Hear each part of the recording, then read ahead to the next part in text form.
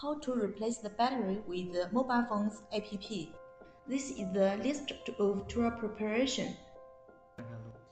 Power on the scooter. The Bluetooth will flash on the dashboard.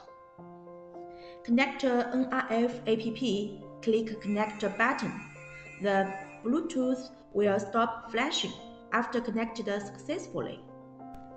We need to remind that for the customized products, the user needed to use their own app to open the battery compartment. Click the arrow in the bottom right corner. Enter unlocking command in it. Click Write. Now error code 55 is flashing. Power off the scooter.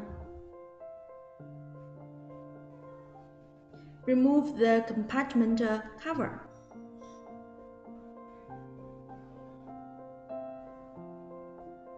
Disconnect the power cable and take out the used battery.